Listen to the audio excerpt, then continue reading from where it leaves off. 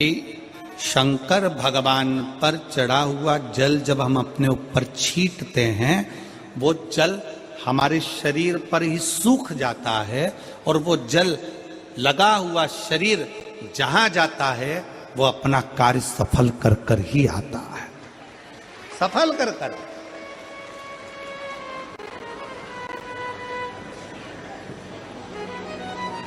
शिव महापुराण में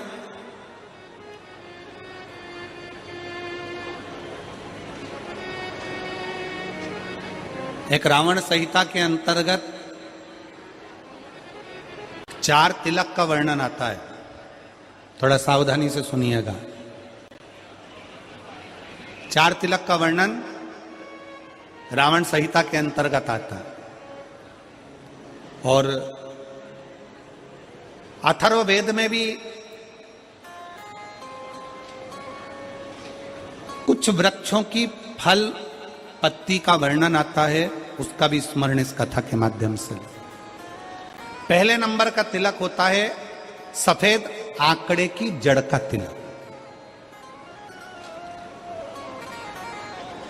सफेद आंकड़े की जड़ का तिलक। सफेद आंकड़े की जड़ देखिए, आप लोगों ने सफेद आंकड़े का पुष्प देखा है? हम आस्था चैनल वालों से भी निवेदन करेंगे कि कथा में जिस जिस तिलक का वर्णन किया जाए उसके पौधे का दर्शन भी कराएं, जिससे लोगों को मार्गदर्शन मिले कि कौन सा पौधा बोला जा रहा है। सफेद आंकड़े की जड़ का तिलक। और यही सफेद आंकड़े की जो जड़ होती है संतान प्राप्ति के लिए तुमरुकेश्वर का नाम लेकर कमर में लाल धागे में बांधा जाता है, जैसा आप लोग पहले कथाओं के माध्यम से श्रवण कर चुके। एक होता है पहले नंबर पर सफेद आंकड़े की जड़ का तिलक। ये क्या काम आता है और किस लिए लगाया जाता है? तो शिव महापुराण की कथा कहती है, जिस दिन आपको लगे कि मुझे इस कार्य के लिए जाना है और ये मेरा कार्य सफल होना चाहिए, ये कार्य मेरा रुक रहा है, इस कार्य में बाधा आ रही है, ये कार्य मेरा अटक रहा है, उस दिन सफेद आंकड़े की जड़ को थोड़ा सा घिस कर और घिसने के बाद उसको अष्ट विनायक में से किसी भी एक विनायक श्री गणेश जी का नाम लेकर अपने मस्तक पर थोड़ा सा तिलक उस सफेद आंकड़े की जड़ का लगाकर चले जाइए। वो कार्य आपका सफल होकर ही रहेगा, भले 8 दिन लग जाएं, 10 दिन लग जाएं, पर सफलता उस कार्य में मिलती जरूर। पहले नंबर पर आता है सफेद आंकड़े की जड़ का तिलक। दूसरे नंबर पर अपामार्ग की बीज का तिलक। अपामार्ग एक पौधा होता है, आप लोग टीवी पर उसका दर्शन कर रहे होंगे, एलईडी पर आप देख रहे होंगे। अपामार्ग की जड़ का अर्थात अपामार्ग का जो पौधा होता है उसका जो बीज होता है, जैसे आप ऊपर लगा हुआ देख रहे हैं, इसमें बीज लग रहा है, पौधे को आप लोग देख रहे होंगे टीवी पर, एलईडीओ पर, एलईडी भी चल रही है, एलईडीओ पर भी देख रहे होंगे कि ये अपामार्ग का जो पौधा होता है ये आपको आपके घर के आसपास में कहीं पर भी मिल जाएगा, जंगल में मिल जाएगा, आपके घर के पास लगा हुआ मिल जाएगा, ये हर कहीं लग जाता है। अपामार्ग का जो पौधा होता है, इसका जो बीज होता है, इसका जो फल होता है, फल में जो बीज होता है, इस बीज को सुखा लिया जाता है, सुखाकर इसको पीस लिया जाता है और पीसकर इसको जहां पर भगवान शंकर का शिवलिंग है, शिवलिंग का जल बहकर जहां से नीचे गिरता है, उसको समझ लें, थोड़ा सा आप लोग ध्यान में आ जाएगा आप लोगों के।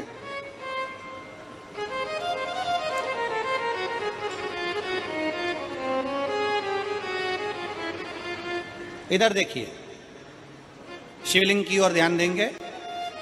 यहां जो व्यासपीठ के सम्मुख में शिवलिंग बना है, ये शिवलिंग, और शिवलिंग के सामने से जो जल बहकर जो जल नीचे की ओर आ रहा है, शिवलिंग के सामने से जल बहकर जो नीचे की ओर आता है, ये जो भाग होता है, इस भाग पर अपामार्ग का जो बीज होता है सूखा हुआ, जिसको आपने पीसा है, उसको यहां लगा दिया जाता है, उसी को वापिस लेकर आया जाता है और उस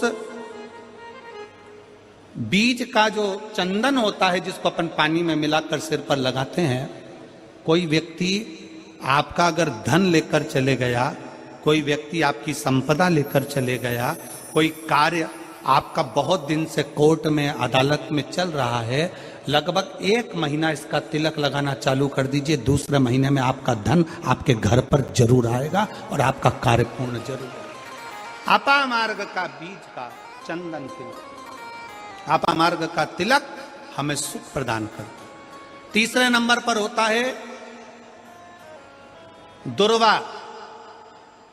क्या बोलते हैं इधर छत्तीसगढ़ में, दुर्वा बोलते हैं कि घास बोलते हैं? जो गणेश जी को चढ़ाते हैं दुर्वा, दुर्बी, ठीक है। टीवी पर आप लोग देख रहे हैं, दर्शन कर रहे होंगे। दुर्वा, दुर्बी, जिसको छत्तीसगढ़ में दुर्बी कहते हैं, दुर्वा कहते हैं, जो गणेश जी को चढ़ता है, दुर्वा। अब आप सबको स्मरण में तो होगा कि दुर्वा कहां से प्रकट हुई है। तो शिव महापुराण की कथा में विष्णु पुराण को अगर हम अध्ययन करें तो विष्णु पुराण का स्मरण करेंगे या कूर्म पुराण को पढ़ेंगे तो उसमें मिलेगा कि भगवान जब सुमेरु पर्वत को मंथन के लिए रखा गया था, तब वो पर्वत नीचे दबता जा रहा था, तब कच्छप भगवान अपनी पीठ पर उस पर्वत को धारण करे थे। कच्छप भगवान जब पीठ पर धारण करे तो समझ लो भगवान नारायण की जंघा पर ही वो पर्वत रखा हुआ था, जिसको घर्षण किया जा रहा था, घर्षण किया।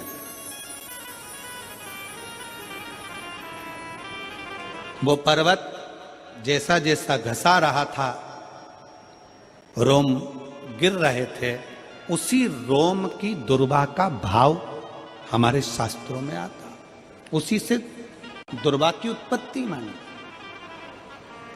दुर्वा गणेश जी को प्रिय है। और दुर्वा का फल कितना है? दुर्वा का फल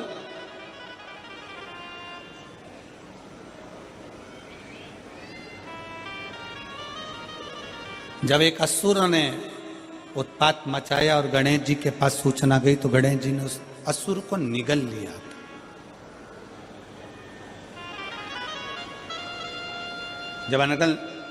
जब देखा अनायास उस असुर की ओर देखा तो भगवान गणेश जी ने उसको निगल कर अपने गर्भ में, अपने पेट में उसको धारण कर, अंदर ज्वाला उत्पन्न हुई। भगवान शंकर ने एक दुर्वा गणेश जी को दी, उन्होंने पाई, अंदर बैठा हुआ असुर समाप्त हो।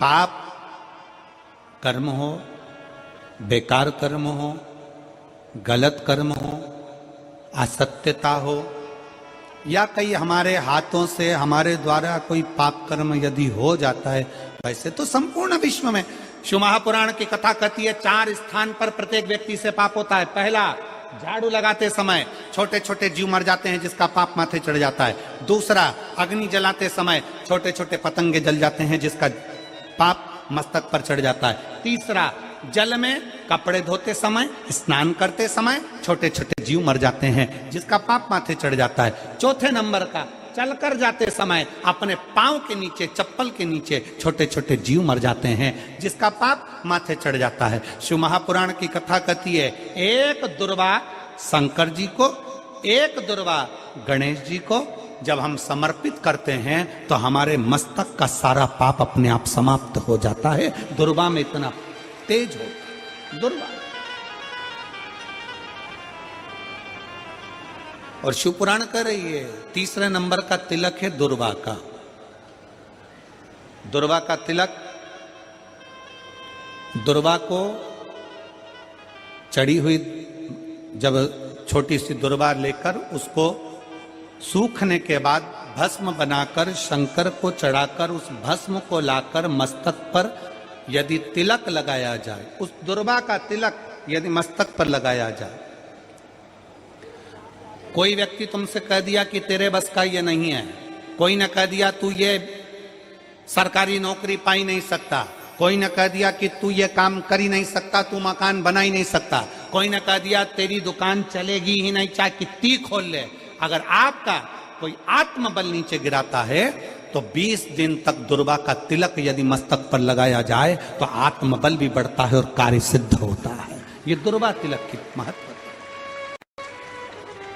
चौथे नंबर पर आता है बेलपत्र की जड़ का तिलक। जिसको हम पहले भी कथाओं में बोल चुके हैं कि बेलपत्र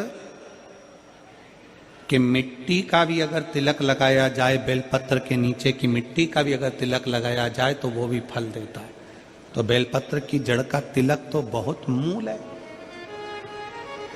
कभी मान लो कहीं बेलपत्र की जड़ ऐसे नहीं निकालना चाहिए, बेलपत्र हरा भरा रहे तो कभी उसकी जड़ नहीं निकालनी, कभी भी। मान लो कोई बेलपत्र का वृक्ष सूख गया, कोई बेलपत्र का वृक्ष अगर सूख गया है, उसकी अगर जड़ मिल गई है तो उसको घिस कर उसका चंदन बनाकर शिव का लेपन कर उस चंदन को अपने मस्तक पर भी धारण कर सकते।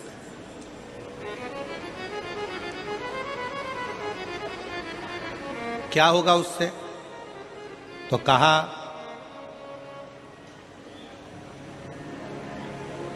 किसी व्यक्ति को कोई कार्य के हेतु आपने बोला है और वो व्यक्ति कार्य से इनकार कर रहा है, मना कर रहा है कि ये मेरे बस का नहीं है, मैं नहीं करूंगा, उठाओ तुम्हारी फाइल लेकर जाओ यहां से, ये मैं नहीं करूंगा। तुम्हें लग रहा है कि ये केस मुझे जीतना है और मैं सत्य हूं और मेरा केस मुझे जीतना है और असत्यता भारी पड़ रही है, झूठ भारी पड़ रहा है।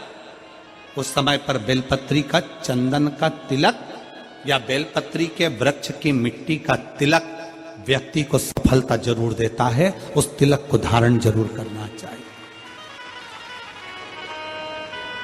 उस तिलक को जरूर धारण। बेलपत्र का तिलक, बेलपत्र की मिट्टी का तिलक, बेलपत्र के वृक्ष के नीचे बैठकर करा गया भजन, बेलपत्र के वृक्ष के नीचे बैठकर करी गई साधना, बेलपत्र के वृक्ष के नीचे बैठकर करी गई आराधना हमें फल प्रदान करती है। और मैं संपूर्ण देशवासियों को इसके लिए बहुत बहुत साधुवाद देता हूं, बहुत बहुत बधाई देता हूं।